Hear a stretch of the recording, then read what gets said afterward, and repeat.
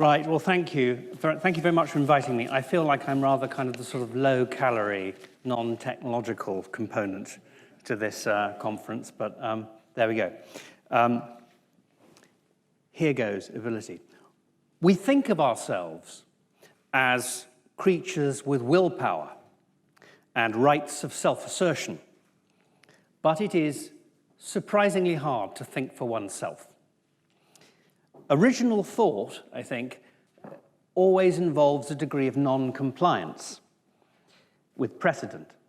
And in a systematic society and economy, that's tricky, both practically because it is, for example, hard to run one's life offline without the various permissions of web-based administration, and emotionally, because it's often a way of saying no to authority.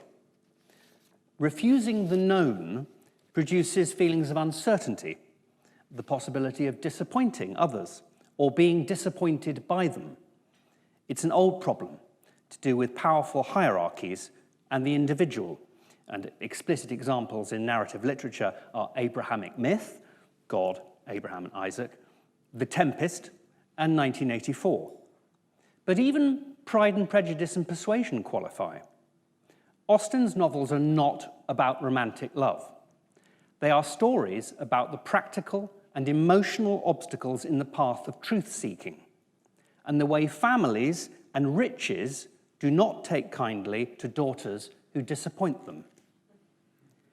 Creative ability is always a move beyond, or rather into, uncertainty and the fear of unforeseeable consequences. It's always an act of refusal or of resistance to something already established, even if you're adding to it.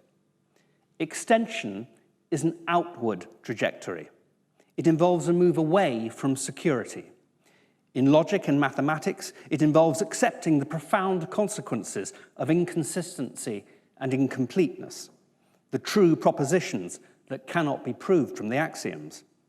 In art, it requires the painstaking undermining of preconceptions, including the idea that writing a book or a poem is about deciding to write a book or a poem, rather than discovering the form as you go along. Scientific method and artistic construction are both matters of formal experiment and experimenting with form, and it still amazes me how few scientists and artists point this out. Ability is also resistance to oneself, what one has already done, one's somewhat effortfully compiled CV, one's skills, the carefully curated evidence of a thing called identity, as if identity were a set of emotional and behavioral cues on a plinth in a museum, or indeed a university staff card. Mine stopped working a while ago. It's in this sense of extension and resistance that I understand George Orwell, when he says in his wonderful 1946 essay, Why I Write, that literature is driven both by powerful personal motives, ingrained likes and dislikes, and by the constant struggle to efface the personality in pursuit of the truth. Now, what is the ingrained component of this thing we're calling ability?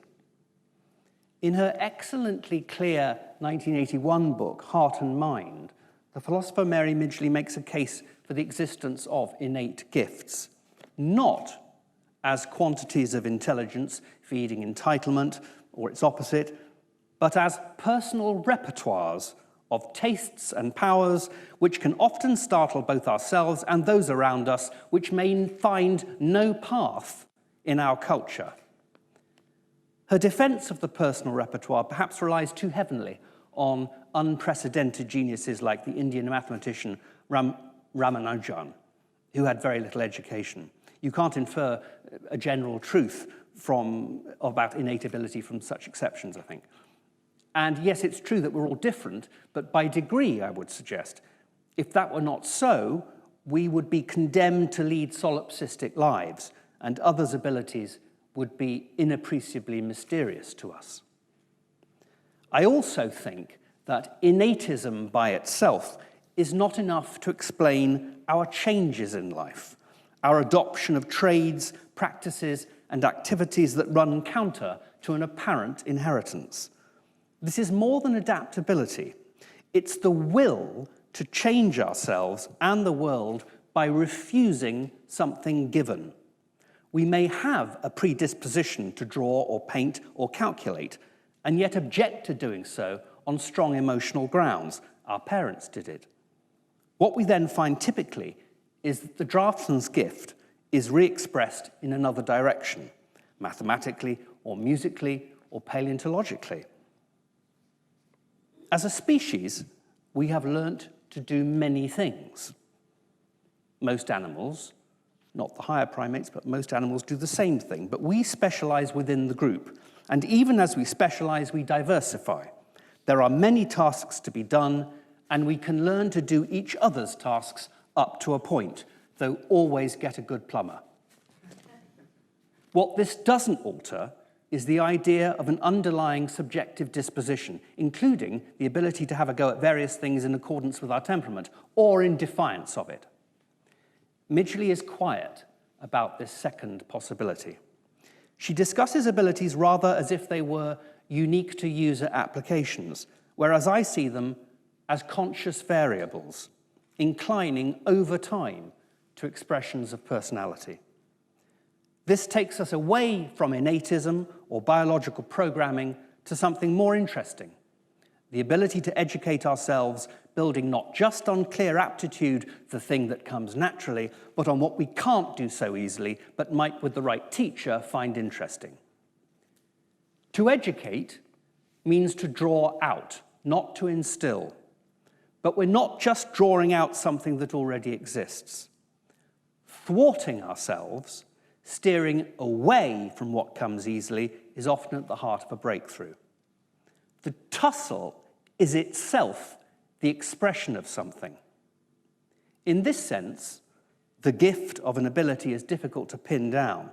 It's often counterintuitive, a kind of Turing-esque or Gödelian problem, in which unprovable truths are at the heart of defined processes, in which it is simultaneously true that I can write novels and that I dread so doing, or that my attempts to avoid writing are themselves a kind of preparatory activity. Keats called this negative capability. That is, when a man is capable of being in uncertainties, mysteries, doubts, without any irritable reaching after fact or reason. Writing a book, says Orwell, is like having a long, horrible illness. Poetry, I too hate it, says the poet Marianne Moore. They are all onto something. Ability is both innate and shaped, determined and acquired, but it is in all cases the property of a conscious entity.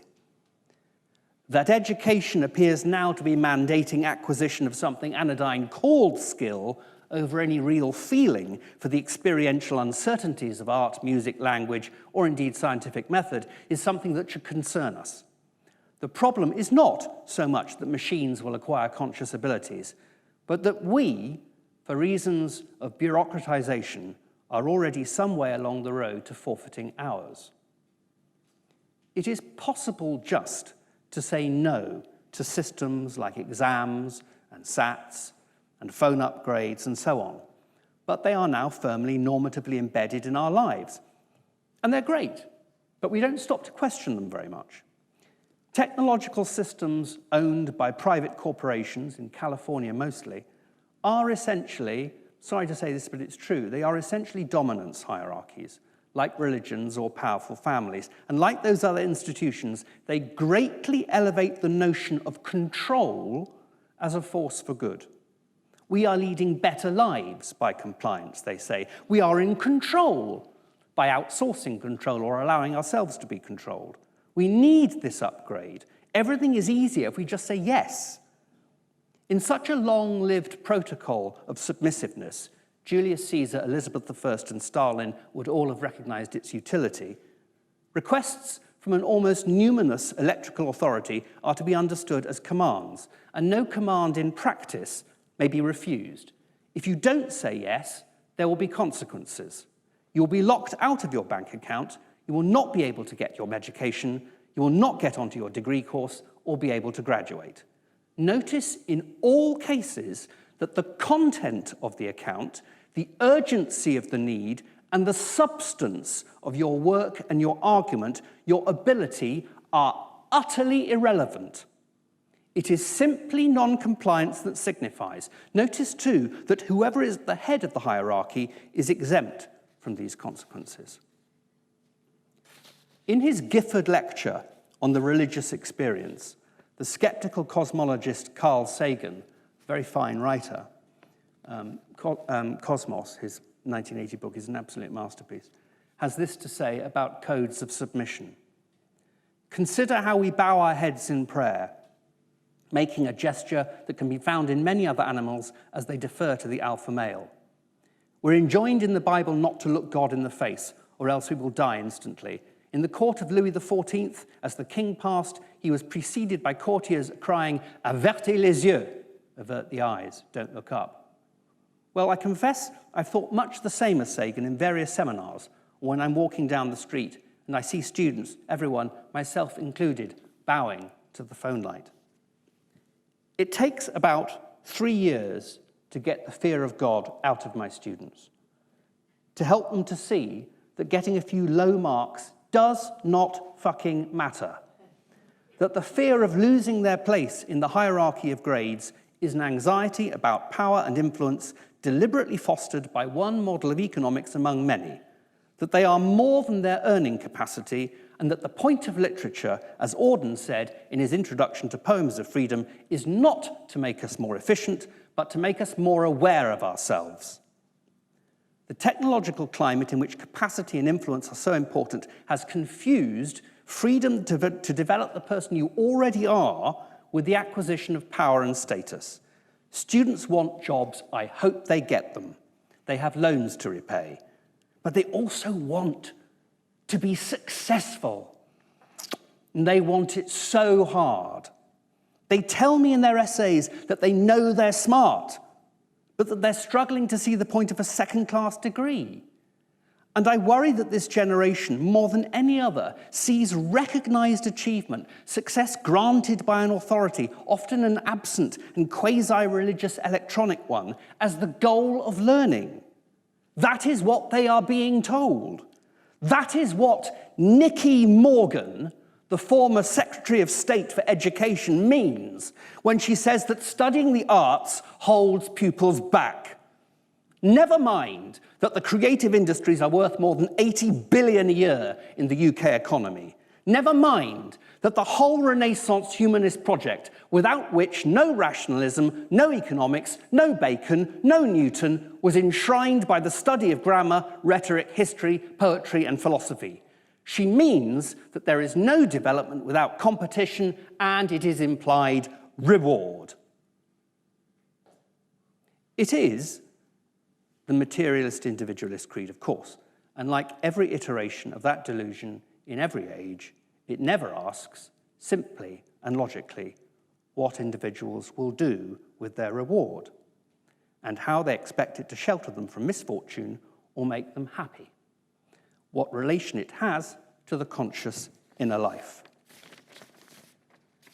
Above all, ability is, in the philosophical sense, intentional. It grasps meaning and has a felt as well as reasoned relation to the world in which it operates. It values what is being done as it is being done. Look at a toddler clapping its hands as one brick stays on top of another. It is not merely attributed or assigned relative to an observer, like a message sent by Outlook. It is experienced, and experienced both by the persons with the ability and the people around them.